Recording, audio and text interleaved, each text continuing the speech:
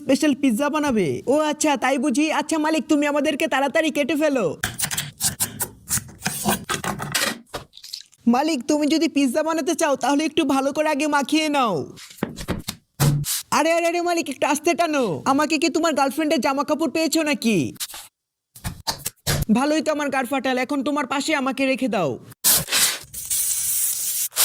I মা, মালিক লাগছে তো। মালিক, তুমি তো অনেক পাজি হয়ে গিয়েছো। হয়েছে হয়েছে, এত ডিজাইন করতে হবে না, আমাকে খেলে সেই হাগু করে বের করতে হবে। আরে বাস বাস মালিক, হয়েছে তো, এখন আমাকে রান্নার জন্য বসিয়ে দাও। আরে বাহ মালিক, তুমি তো দারুণ পিৎজা বানিয়েছো। আচ্ছা বন্ধুরা, তোমরা কি কখনো পিৎজা খেয়েছো?